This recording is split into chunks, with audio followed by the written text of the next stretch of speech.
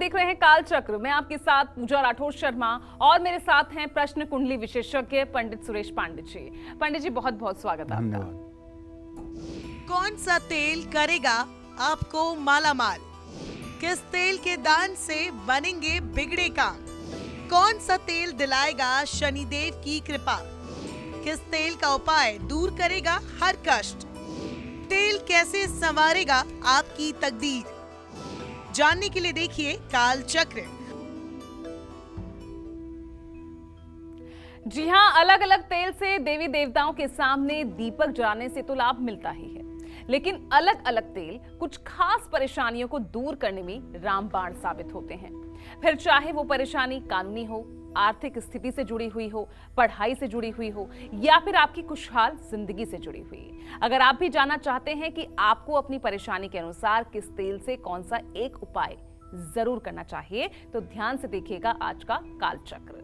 इसके अलावा अगर आपका भी कोई सवाल है तो आप हमें फोन कर सकते हैं। हमारा नंबर है 0120665241। तो आज हम अलग अलग तेल से जुड़े उपायों की बात करने वाले हैं। तो चलिए सबसे पहले बात करते हैं सरसों के तेल की। सरसों के तेल से शनिदेव तो प्रसन्न होते ही हैं, लेकिन सरसों के तेल की मालिश और सरसों के तेल का दान आपको कई परेशानियों से मुक्ति भी दिला सकता है। कैसे? चलिए पंडित जी से जानते हैं। पंडित जी बताइए, सरसों का तेल, इसका महत्व क्या उपाय से जुड़ा हुआ? देखो पूजा, सही बात तो ये है कि जो लोग कालचक्र को नियमित देखते हैं, जो लोग इस प्रोग्राम को नियमित देखते होंगे, वो जानते हैं कि शनि देव को प्रसन्न करने के लिए और उनकी कृपा पाने के लिए सरसों का तेल सबसे सहायक होता है।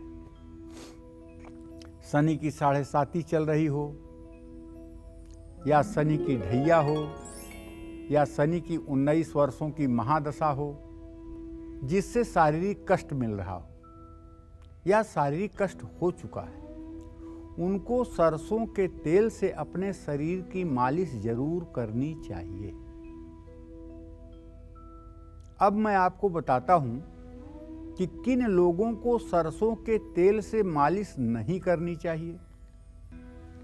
जिन लोगों की कुंडली में मंगल ग्रह उच्च का है, अर्थात मकर राशि में मंगल स्थित है, उनको सरसों के तेल से मालिश भूल करके भी नहीं करनी चाहिए।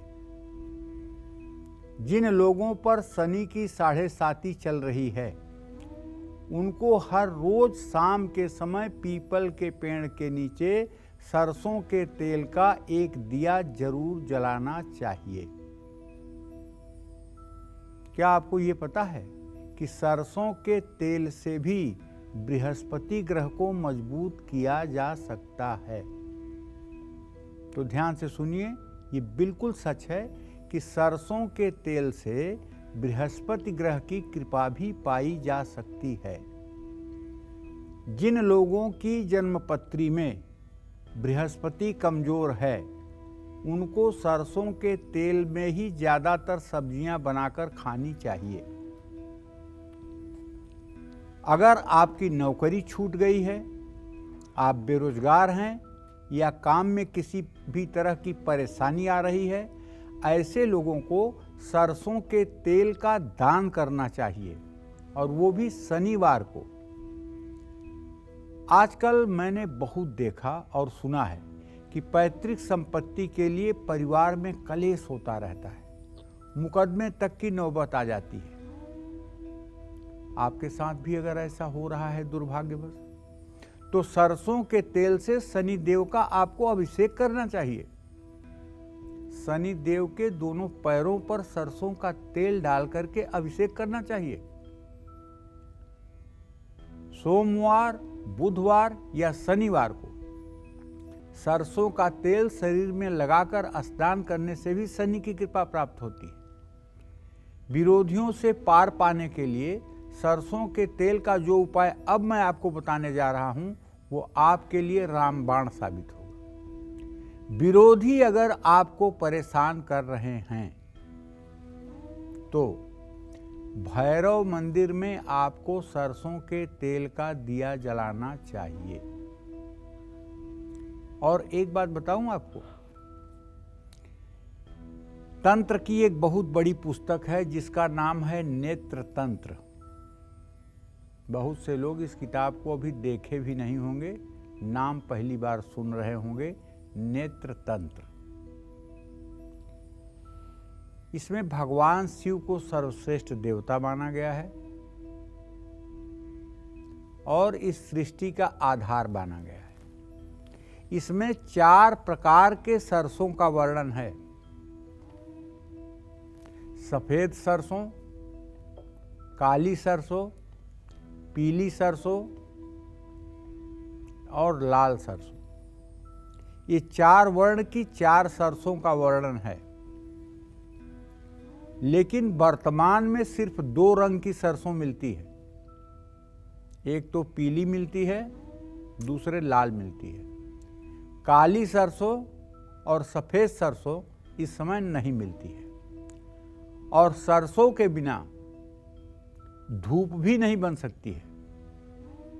अगर धूप का कोई निर्माण कर रहा है और उसमें सरसों नहीं पड़ी है तो वो धूप अधूरा है। शंकराचार्य भी लिखते हैं, मासी गुग्गुल चंदन गुरु रजह कर्पूर शैलयजय माध्वी कैसह कुंकुमई सरपिर भीरा मिश्रिते। ये सरपिर भीरा मिश्रिते क्या है? ये सरसप ही है, सरसों ही है। आप पूजा पाठ अनुष्ठान करते हैं तो जब पंडित जी लोग आपके 10 दिशाओं की रक्षा करते हैं, हाथ में कलावा बांधने के बाद, तो पीली सरसों आपसे 4 दिशाओं में फेंकवाते हैं। पीली सरसों से अस्तंभन होता है, बुरी शक्तियों का अस्तंभन होता है। बुरी शक्तियां, नकारात्मक शक्तियां रोक दी जाती हैं। पूजा में पीली सरसों ही प्रयोग की जाती है। तो कहने का आशय ये है कि सरसों जो है ये सनातन धर्म के लिए एक महान औषधि भी है। इसका प्रयोग कभी निष्फल नहीं जाता है, इसलिए समय समय पर इसका प्रयोग हमें करते रहना चाहिए। जय मां विंध्यवासिनी। इससे पहले एक कॉलर हमारे साथ जुड़ गए हैं, बेंगलुरु से नितिन है फोन लाइन पर। नितिन जी, सवाल पूछिए।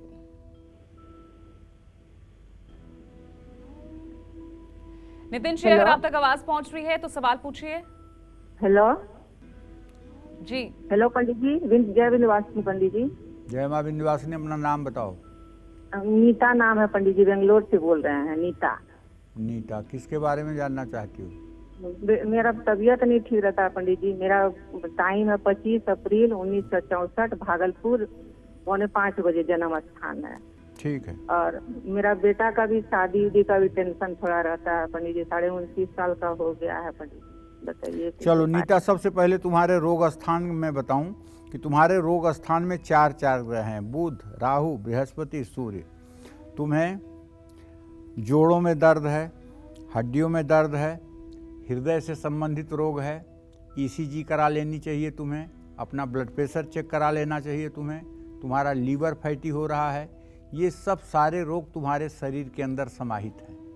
अगर अपना खान पान और अपना कायदे से चिकित्सा करवाओ तो आप ठीक हो सकती हो, क्योंकि चंद्रमा मकर राशि का है, अभी आपको राहत मिल सकती है।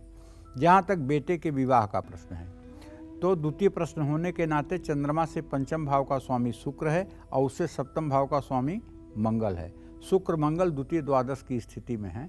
अभी आपके पुत्र के विवाह में विलंब है। इसका विवाह 32वें वर्ष में होगा। अभी 1.5 साल का विलंब है इसके विवाह में। तो आपको चाहिए कि इसका विवाह जल्दी हो जाए। इसको बताइए कि दुर्गा सप्तशती में अर्गला स्तोत्र मंत्र है और उसमें एक मंत्र है, ओम क्लीम पत्नीम मनोरमाम देहि मनोवृत्तानुसारिणीम तारिणीम दुर्ग संसार सागरस्य कुलोद्भवाम। इस मंत्र का 10 माला जप अगर 108 दिन कर लेगा तो निसंदेह बहुत अच्छी जीवन संगिनी प्राप्त करेगा और बहुत आनंदमय जीवन व्यतीत होगा। जय मां विंध्यवासिनी। इस बीच हमारे साथ कालचक्र दर्शक जुड़ गई हैं दिल्ली से कल्पना। कल्पना जी, सवाल पूछिए। नमस्कार पंडित जी। हाँ, सदा सुखी रहो बेटा। पंडित जी, मुझे अपने दोनों बच्चे और पति के बारे में पूछना था जी। बड़े बेटे का है 1 सितंबर 2006 जी। और टाइम है 11:45 रात को। जी। पंडित जी, उसका पढ़ाई में मन नहीं लगता है और नाम है यश। तो आगे उसका फ्यूचर कैसा रहेगा पंडित जी? चलो मैं बता देता हूँ। शनि और बुध की स्थिति तृतीय एकादश बैठी हुई है, 17 साल का है। पढ़ाई का योग तो बना हुआ है, लेकिन अगर पढ़ाई नहीं कर रहा है तो इसका कारण है कि इसको पढ़ाई का माहौल नहीं मिल रहा है। परिवार में पढ़ाई का माहौल नहीं है जो मुझे दिखाई दे रहा है।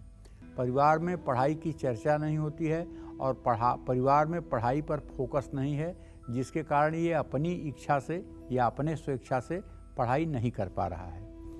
अगर आप इससे रोज हनुमान चालीसा का पाठ करने का आग्रह करें और ये नित्य हनुमान चालीसा का प्रातःकाल पाठ करना शुरू करें तो मुझे विश्वास है कि ये उतनी पढ़ाई तो कर ही लेगा जिससे इसकी ज़िंदगी आराम से चल सके। जय मां विंध्यवासिनी। तो चलिए अपनी चर्चा को आगे बढ़ाते हैं और अब बात करते हैं उस तेल की जो आपको बुद्धिमान बनाएगा और राहु के बुरे प्रभावों से आपको बचाएगा भी। जानते हैं पंडित जी से। बताइए पंडित जी, वो कौन सा तेल है? देखिए, मैंने आपको थोड़ी देर पहले बताया कि सरसों के तेल का न केवल शनि कृपा दिलाता है, बल्कि और भी कई ग्रहों के अशुभ प्रभावों को सरसों का तेल दूर करता है। सरसों के तेल के बाद अब बात करने जा रहे हैं बादाम के तेल की। बादाम के तेल का इस्तेमाल करने से दिमाग तो तेज होता ही है और बौद्धिक क्षमता में भी वृद्धि होती है। जिन लोगों की जन्म कुंडली में बुध ग्रह कमजोर है या मीन राशि में है या चतुर्थ भाव में बैठा हुआ है, ऐसे लोगों को तो बादाम के तेल से शरीर की मालिश जरूर करनी चाहिए। अगर राहु आपको परेशान कर रहा है तो भी आपको बादाम के तेल का इस्तेमाल करना चाहिए। राहु की कृपा दृष्टि के लिए बादाम का तेल रामबाण साबित होगा, इसमें कोई दो राय नहीं है। जय मां विंध्यवासिनी। फिलहाल हमारे साथ एक और कालचक्र दर्शक जुड़ गई हैं। भिवानी से हैं मोहिनी। मोहिनी जी, सवाल पूछिए। हेलो। हाँ बोलिए। हाँ पंडित जी प्रणाम। सुखी रहिए। मेरा नाम मोहिनी है। मेरा जन्म है 23 जनवरी 1981। पंडित जी, मेरी एक बार पहले भी आपसे बात हुई थी कि मेरा घर बच जाएगा। मैंने आपके की बताए हुए उपाय कर दिए, अभी तक बचा नहीं है। मेरा स्वास्थ्य भी ठीक नहीं रहता है। मेरा भविष्य कैसा होगा आगे? देखिए, ऐसा है मोहिनी जी, आपके द्वितीय भाव का स्वामी बुध है प्रश्न के हिसाब से, सप्तम भाव का स्वामी शनि है। दोनों का बृहस्पति के साथ इत्तेसाल हो रहा है। उम्र आपकी बहुत हो गई है, अब आप 42 साल की हो गई हैं। 43वां साल आपका प्रारंभ हो रहा है। गृहस्थ जीवन अभी आपका स्मूथ नहीं हो पाया है। भविष्य आपका अच्छा है, इसमें कोई दो राय नहीं है, लेकिन आपको अपने स्वास्थ्य पर ध्यान देते हुए बृहस्पति का व्रत करना चाहिए और केले के पेड़ की पूजा करनी चाहिए। बृहस्पतिवार व्रत कथा की किताब पढ़नी चाहिए। अगर ये उपाय आपने कुछ दिनों तक कर लिया तो निसंदेह आपको राहत मिलेगी, इसमें कोई दो राय नहीं है। जय मां विंध्यवासिनी। चलिए, इस बीच एक और कालचक्र दर्शक हमारे साथ जुड़ गए हैं। कानपुर से मोहित हैं फोन लाइन पर। मोहित जी, सवाल पूछिए। हेलो। हेलो। हाँ बोलो मोहित। पंडित जी ट्रांसफर। खुश रहो बेटा। पंडित जी मेरे 3 क्वेश्चन है। मेरे खुद के क्वेश्चन है। मेरे डेट ऑफ बर्थ 9 फरवरी 1997। पंडित जी मुझे किस फील्ड में तैयारी करना चाहिए ताकि मैं 100% सफलता मिले? दूसरा क्वेश्चन मेरी बड़ी बहन के लिए, उनका शादी वैवाहिक जीवन कैसा रहेगा? तीसरा क्वेश्चन मेरे पापा के लिए, उनका पैसा फंसा है कब मिलेगा पंडित जी प्राइवेट कंपनी? पहले प्रश्न का जवाब तो ये है कि केमिकल, मेडिकल और पानी से रिलेटेड कोई काम करोगे उसमें सफलता मिलेगी, या नौकरी करना चाहते हो तो बैंकिंग और फाइनेंस के क्षेत्र में सफलता मिलेगी। दूसरे प्रश्न का उत्तर ये है कि बहन का भविष्य बहुत अच्छा है। शीघ्र भविष्य में इसका दाम्पत्य जीवन सुखमय होने वाला है। पिताजी के जहाँ तक पैसे की बात है तो उसमें मैं मोहित यही कहूँगा कि आपके 10वें भाव का स्वामी शुक्र इस समय मिथुन राशि में है। पिता के जीवन में अभी 25 फरवरी 2025 तक कोई विशेष सफलता मिलती हुई मुझे नहीं दिखाई दे रही है। आपके पिताजी को चाहिए कि हर शनिवार को सुंदरकांड का पाठ किया करें, पंचमुखी हनुमान की पूजा किया करें और हो सके तो शनिवार को हनुमान मंदिर भी जाया करें। इससे उनका भाग्य साथ देगा और वो अपने जिम्मेदारियों को ठीक ढंग से निर्वाह कर पाएंगे। जय मां विंध्यवासिनी। तो अलग अलग तेल आपकी अलग अलग परेशानियों और चिंताओं को दूर कर सकते हैं। अगर आप चाहते हैं कि आपके बच्चे पढ़ लिखकर कामयाब और एक अच्छे इंसान बने, अगर आप चाहते हैं कि आपकी शादीशुदा जिंदगी में किसी भी तरह की कोई कड़वाहट ना खुले, तो आपको कौन से तेल से आसान उपाय करने चाहिए, यही आज हम बता रहे हैं। पंडित सुरेश पांडे जी इसी बारे में आपको आज महत्वपूर्ण जानकारी दे रहे हैं। तो अपनी चर्चा को आगे बढ़ाते हुए बात कर लेते हैं चमेली के तेल की।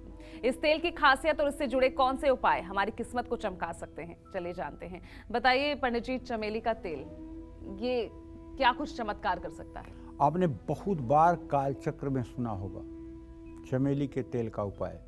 जैसे आपने सुना होगा कि चमेली का तेल और सिंदूर का लेप करने से हनुमान जी प्रसन्न होते हैं। आपने सुना होगा कि चमेली के तेल का दिया जला के हनुमान जी की उपासना करने से अभीष्ट की सिद्धि होती है। तो कहने का मतलब ये है कि चमेली का तेल का संबंध शुक्र और मंगल ग्रह से है। मंगल ग्रह से जुड़ा होने के कारण हनुमान जी को चमेली का तेल बहुत प्रिय है। बढ़ता हुआ कर्ज अगर आपको परेशान कर रहा है, लाख कोशिशों के बाद बचत करने के बाद भी कर्ज नहीं उतर रहा है, चमेली का तेल आपकी इस समस्या को दूर करने के लिए रामबाण साबित होगा। लेकिन कैसे? ध्यान से सुनिए। कर्ज जैसी बड़ी समस्या से मुक्ति पाने के लिए चमेली के तेल का दिया हनुमान मंदिर में जलाइए।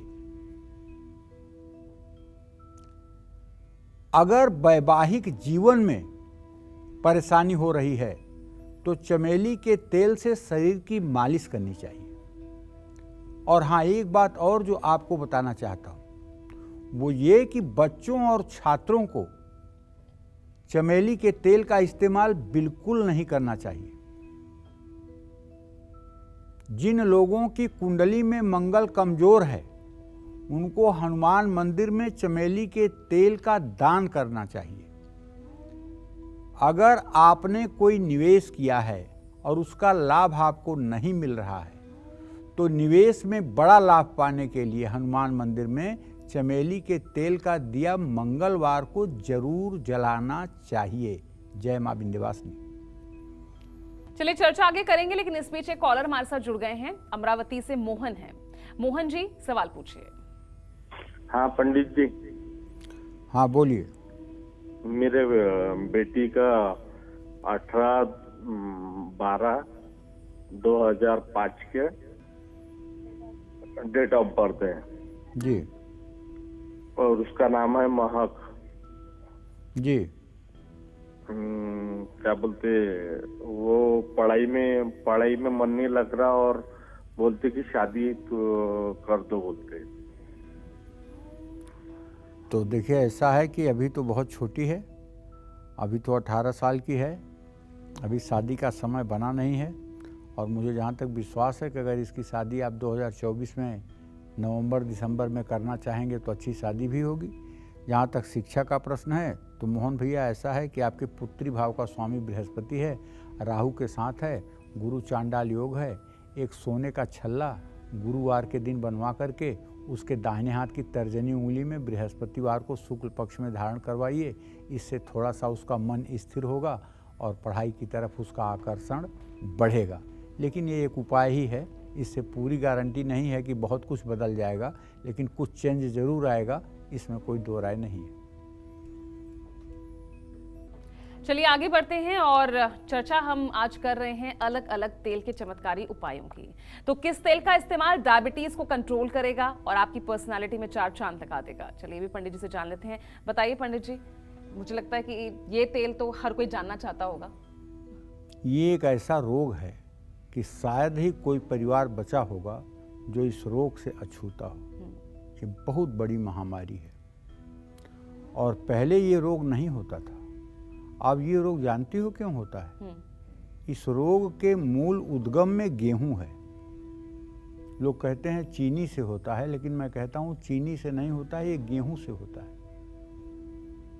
अगर गेहूं का प्रोडक्ट आदमी खाना बंद कर दे, गेहूं की चीज़ें आदमी खाना बंद कर दे, जौ के प्रोडक्ट खाना शुरू कर दे, मक्का ज्वार खाना शुरू कर दे, तो मैं विश्वास के साथ कह सकता हूं कि शुगर जैसी महामारी से निजात पाया जा सकता है। देखिए, बात करने जा रहा हूं जैतून के तेल की। अब ये तेल आम भारतीयों के पहुंच में नहीं है। मैं ऐसा इसलिए कह रहा हूं कि मैं जानता हूं जैतून का तेल काफ़ी महंगा है।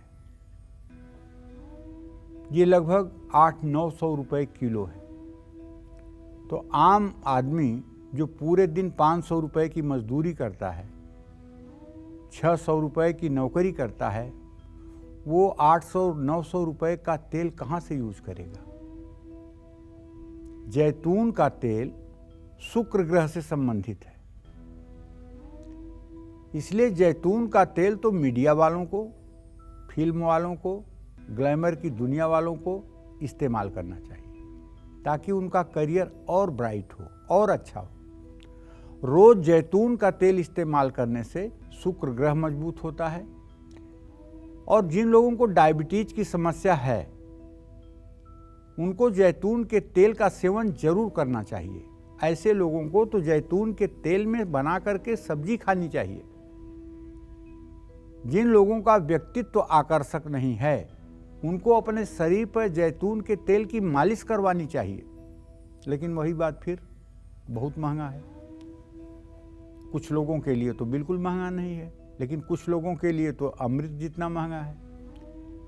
जैतून के तेल का घर में हर रोज दिया जलाने से घर में खुशहाली और सुख शांति रहती ही है।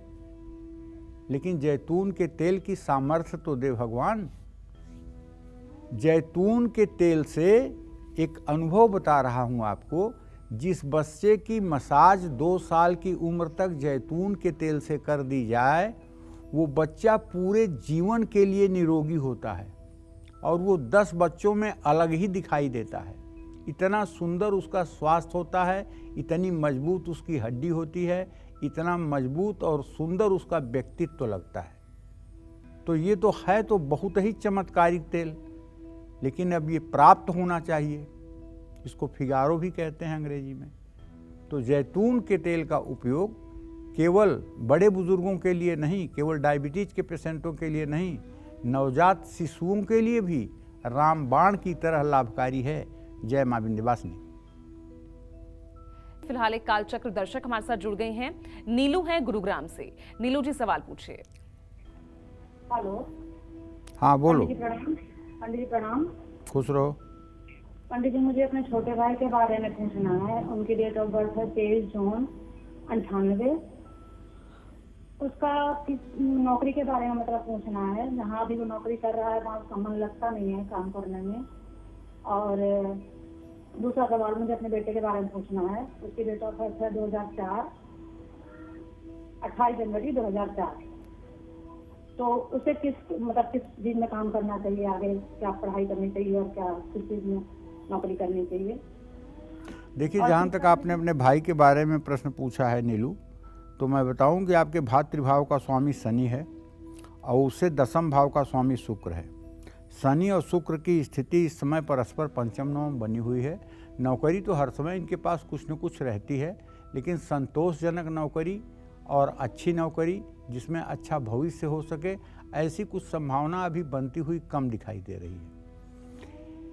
एक तो इनको चाहिए कि जहाँ भी काम करें मन लगाएं। दूसरे, इन्हें चाहिए कि थोड़ी सी पढ़ाई अभी भी ये करते रहें, क्योंकि अभी इनकी उम्र इतनी ज़्यादा नहीं हुई है कि पढ़ाई ना करें।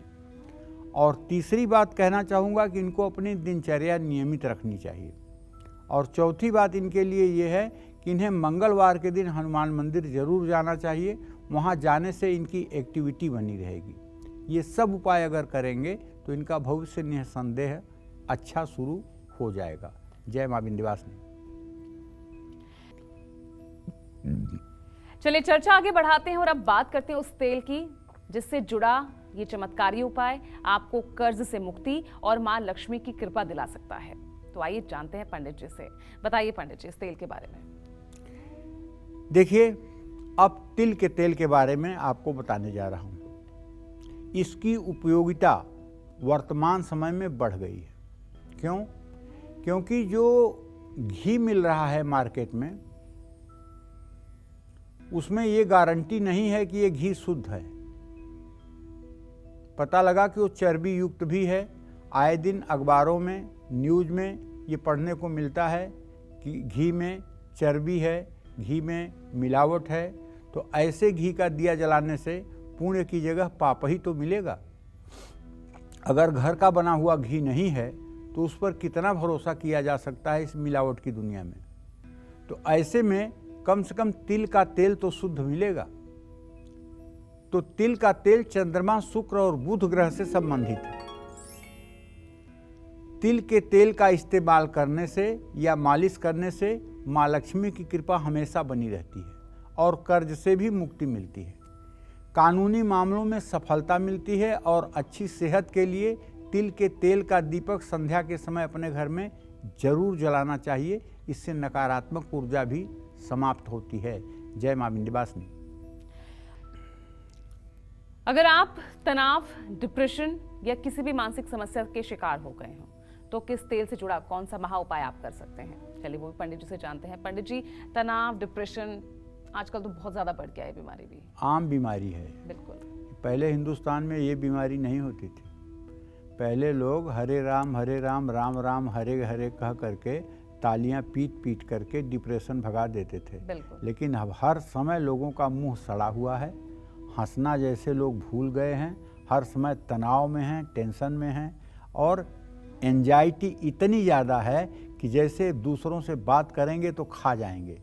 इतनी एंजाइटी है कि अगर सड़क पर जरा सा किसी से गाड़ी से इधर उधर हुआ तो निकल करके मार पीट करने पर उतारू हो जाते हैं। ये क्या है? ये मानसिक दिवालियापन नहीं तो क्या है? समाज किधर जा रहा है? ये एंजाइटी का परिणाम है। ये लोगों के तनाव का परिणाम है। लोग एक दूसरे को देख करके खुश नहीं हैं, एक दूसरे को देख करके प्रसन्न नहीं हो रहे हैं। बिल्कुल। ये जलनखोरी क्यों है? तो अब मैं बताना चाहूँगा कि चंदन और नीम के तेल से जुड़े वो उपाय जिसे करने से आपको तनाव, डिप्रेशन या किसी मानसिक समस्या से आराम मिल सकता है। चंदन और नीम का तेल राहु ग्रह से जुड़ा हुआ है। चंदन और नीम के तेल का इस्तेमाल करने से राहु के कारण आ रही शारीरिक परेशानियों से मुक्ति मिलती है। नारियल का तेल भी चंद्रमा से जुड़ा हुआ है। जिन लोगों को हमेशा तनाव रहता है, जो लोग किसी न किसी बात पर हमेशा डिप्रेशन में रहते हैं, जिन लोगों को मानसिक परेशानियों ने घेर रखा है, उन लोगों को नारियल के तेल से हर रोज शरीर की मालिश करनी चाहिए। अगर आपके पति की सेहत खराब रहती है तो गिलोय के तेल का दिया जलाना चाहिए। जय मां विंध्यवासिनी। और चलिए अब बात करते हैं आज के लकी ईमेल कुंडली विजेता की। तो आज के हमारे कुंडली विजेता हैं गुरदासपुर पंजाब के रहने वाले कृष्ण गोपाल और इन्होंने हमें ईमेल करके अपनी इनकम, सेहत और भविष्य के बारे में जानना चाहा है। पंडित जी, इनकी डिटेल्स मैं आपको बता दूं। नाम Krishna Gopal, date of birth है पंडित जी 29 जुलाई 1976, जन्म का समय है रात के 1:35 और जन्म स्थान है गुरदासपुर पंजाब। पंडित जी, इनके 3 सवाल हैं। पहला इनका वैवाहिक जीवन को लेकर इनका सवाल है। इनके पास 2 साल से जॉब नहीं है, कोई इनकम नहीं है। इनकी वाइफ से पहले दिन से ही इनकी बनती नहीं है, वो अपने मायके चली गई हैं बच्चों को लेके। ये क्या करें ऐसे में? दूसरा सवाल है, इनका छोटा सा घर है, सोच रहे हैं इसको बेचने की, लेकिन वो बिक नहीं रहा, क्या उपाय हो सकता है? तीसरा सवाल है कि इनकी सेहत, स्वास्थ्य भी बहुत खराब रहता है, डॉक्टर को दिखाने के लिए पैसे भी नहीं है। देखिए, सही बात तो ये है कि आपका जन्म वृषभ लग्न में हुआ है। आपकी जन्म राशि जो है वो सिंह राशि है। आपकी कुंडली में बुध, शनि और शुक्र 3 ग्रह एक साथ तृतीय भाव में बैठे हुए हैं। इससे बनता है राजाधिराज योग।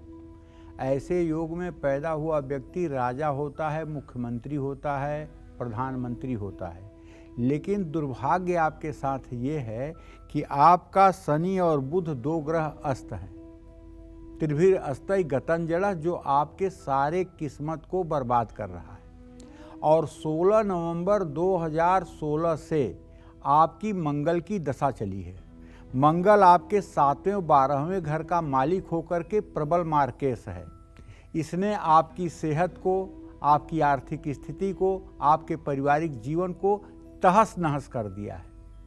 और जहां तक मेरा ज्योतिषीय मूल्यांकन है, 20 नवंबर 2023 के बाद जो घटनाक्रम बदलेगा उससे आपकी स्थिति में सुधार होगा, इसमें कोई घबराने की बात नहीं है।